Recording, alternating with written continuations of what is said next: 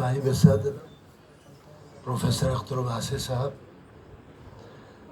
محترم جے شنکر گپتا صاحب،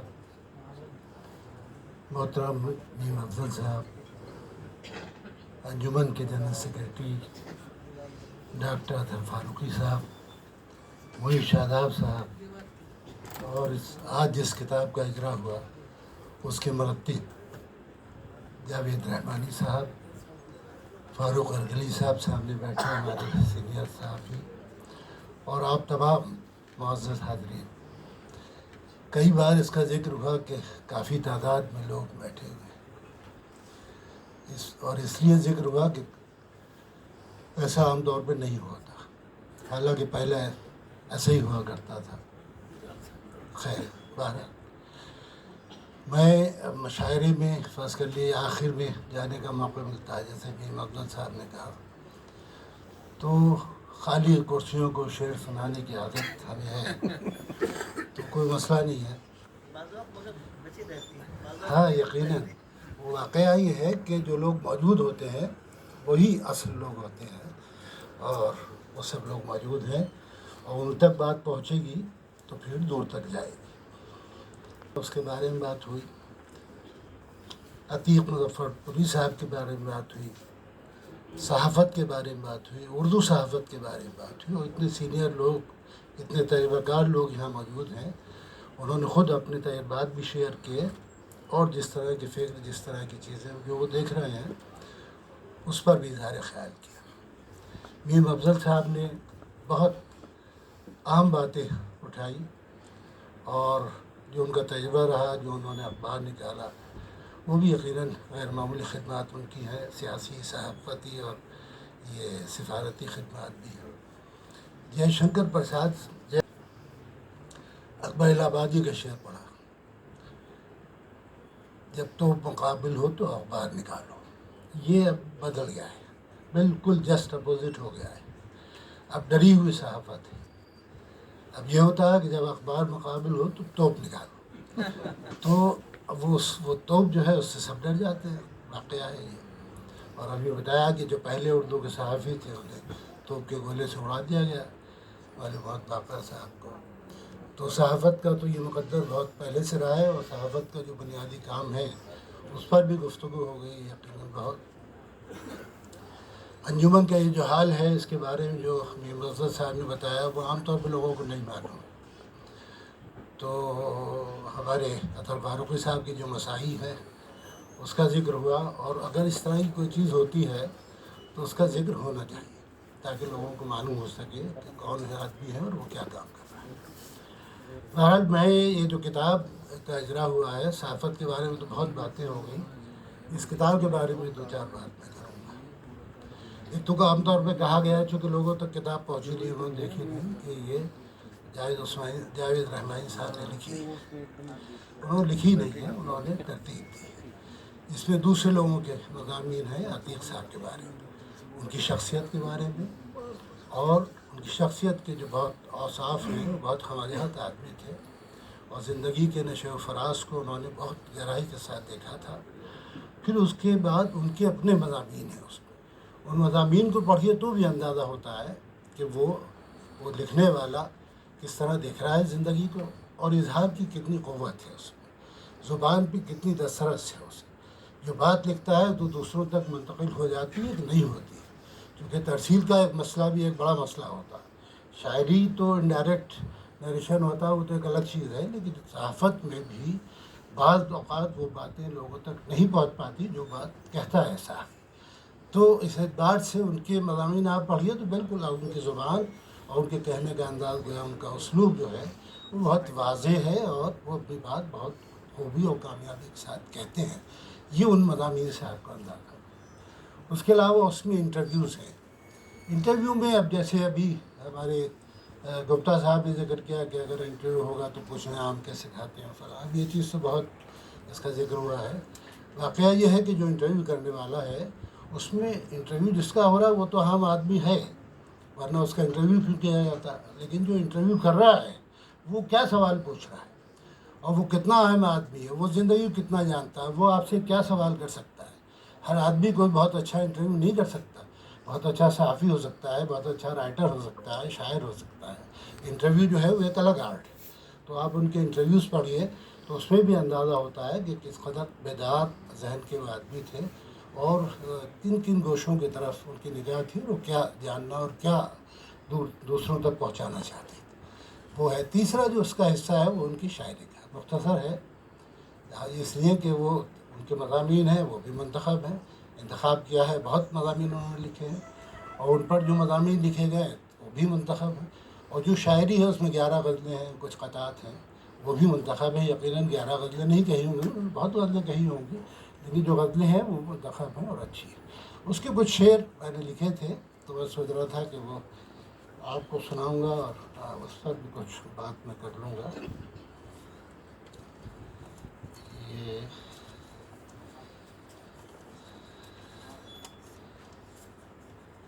جی دیکھیے، شاعری میں ایک اسلوب، کچھ لوگوں کچھ شعراء اس طرح کے ہوئے ہیں، جیسے شاہد عارفی تھے، کہ ان کی شاعری کی مخصوص پہچان تھی طنزیہ شاعری وہ کرتے تھے۔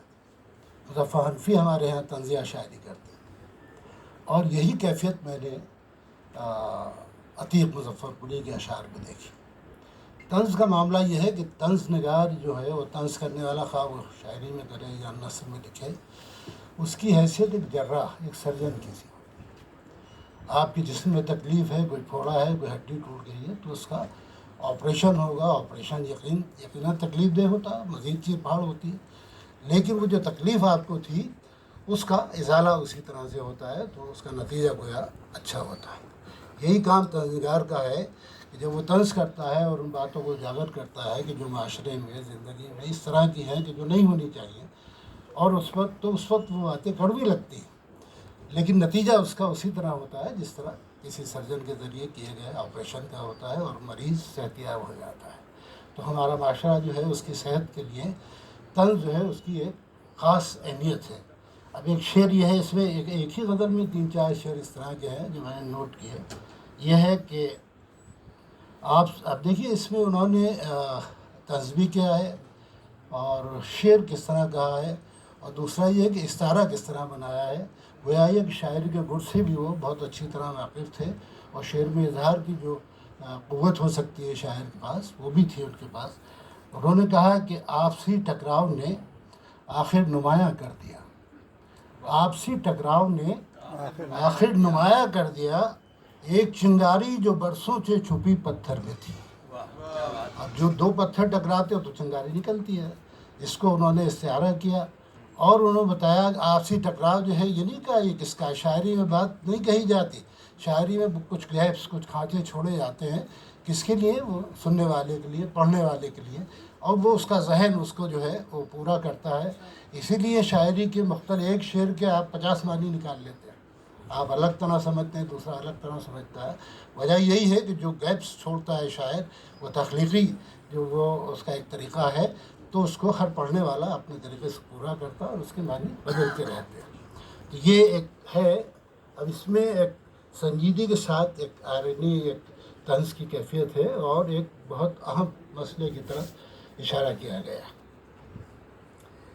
ایک ہی فقرے نے سارا جسم چھلنی کر دیا، ایک ہی فقرے نے سارا جسم چھلنی کر دیا، دھار ایسی طنزیہ الفاظ کے خنجر میں تھی۔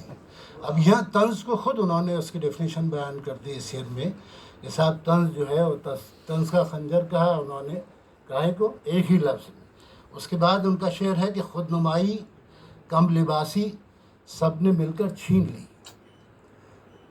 خود نمائی کم لباسی سب نے مل کر چھین لی، قاتلانہ ایک ادا جو حسن کے تیور میں تھی۔ اب یہ آپ تو کم لباسی کے ذریعے حسن پیدا کیا جا رہا، پتہ نہیں ہو رہا نہیں ہو رہا، لیکن بہرحال وہ کام کیا جا رہا ہے۔ یہ کہہ رہے ہیں کہ صاحب جو ایک خود نمائی ہوتی ہے، اور وہ یقیناً شخصیت کے حسن کو جو ہے وہ ضائع کر دیتی ہے، اور یہی کیفیت کم لباسی کی ہے، اس لیے کہ لباس بھی تو شخصیت کا حصہ بن جاتا ہے اور اس میں حسن پیدا کرتا ہے۔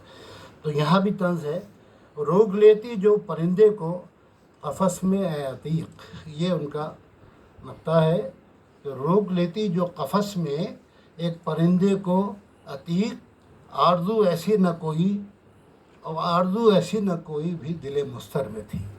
اب دل جو ہے مضطرب تو ہے، اندر کے حالات سے بھی ہوگا، قفس میں ہے، اور باہر کے حالات سے بھی ہوگا جو کیفیت ہے۔ اب مجھے اس پہ ایک شعر یاد آتا ہے فانی کا، انہوں نے کہا کہ فصل گل آئی یا اجل آئی، کیوں در زندہ کھلتا ہے؟ فصل گل آئی یا اجل آئی، کیوں در زندہ کھلتا ہے؟ کیا کوئی وحشی اور آ پہنچا یا کوئی قیدی چھوٹ گیا؟ دو ہی موقع پہ کھلتا ہے اس کا دروازہ، کھلتا ہے قید خانے کا، یا تو کوئی نیا آ جائے یا کوئی پرانا باہر نکلے، اور نکلنے کی صورت وہی ہوتی ہے کہ یا تو وہ مر جائے یا جو اندر آ رہا ہے وہ جنونی ہو، وحشی ہو، وہ آ جائے۔ اور فصل گل جب آتی ہے تو وحشت طاری ہوتی ہے۔ فصل گل کے حوالے سے ایک شعر اور مجھے اس وقت یاد آ رہا، حسن نئی بہت اچھے، بہت اہم شاعر تھے، انہوں نے کہا جو ٹھن گئی تو حسن فصل گل کے آنے تک، یہ ایک انہوں نے حد لگا دی ہے کہ فصل گل کے آنے کے بعد جو کیفیت ہماری ہوگی اس کو چھوڑ گئے، فصل گل کے آنے تک جو ٹھن گئی تو حسن فصل گل کے آنے تک، وہ قصر ناز میں ہم خیمہ انا میں رہے۔ اور جب فصل گل آ گئی تو وہ قصر ناز و خیمہ انا سب، اس میں تو ایک دیوانگی اور جنون طاری ہوتا ہے، تو ایسے میں در زندہ کھلتا ہے اور وہ پہنچتا ہے۔ یہ کیفیت جو ہے ان کے اشعار میں ہے۔ اور شکیل کا بھی شعر ہے، اتنے مانوس صیاد سے ہو گئے، اب رہائی ملے گی تو مر جائیں گے۔ انہوں نے کہا کہ ہم مانوس نہیں ہوتے صیاد سے، ہمیں جو اپنے عزائم ہیں، اپنے معاملات ہیں، وہ اس سے اٹل رہتے ہیں، اور چونکہ وہ کام ہمیں یہاں بھی کرنا ہے اور وہاں بھی کرنا ہے، تو یہ اپنے وقت میں عتیق صاحب نے کہا۔ تو بحثیت صحافی، بحثیت شاعر، بحثیت انسان، تینوں جو ان کی خصوصیات تھیں وہ اس کتاب میں موجود ہیں۔ جب آپ اسے پڑھیں گے تو وہ کھل کے سامنے آئیں گی۔ ایک آخری بات میں یہ عرض کروں، عام طور پہ کہا جاتا ہے کہ بزرگوں کو اور رفتگاں کو جو چلے گئے ان کو یاد کرنا اصل میں اپنے زندہ ہونے کا ثبوت دینا ہے۔ تو یہ کام جاوید عثمانی نے کیا۔ حضرت علی نے کہا تھا کہ اگر ایک بات کو جو آپ کو معلوم ہے اس کو دہرایا جائے تو کوئی حرج نہیں، کوئی بری بات نہیں، اس لیے کہ دہرانا جو ہے اس بات کو حافظے میں اور نقش کرتا ہے گہرائی کے ساتھ۔ چنانچہ پرانی باتوں کو یاد کرنا، ان کو تازہ کرنا، یقیناً جو آپ کا معاشرہ ہے اس کے لیے آپ کیا دے رہے ہیں اس کے پس پشت بہت کچھ کا نام سامنے آتا ہے۔ تو میں جاوید عثمانی صاحب کو، جاوید رحمانی صاحب کو اس کتاب کی اشاعت پر، اور انجمن کو بھی، کیونکہ انجمن میں یہ کام کرتے ہیں اور انجمن میں یہ جلسہ ہو رہا ہے، یقیناً انجمن کا بھی اس میں رول رہا ہے، مبارکباد پیش کرتا ہوں۔ بہت شکریہ۔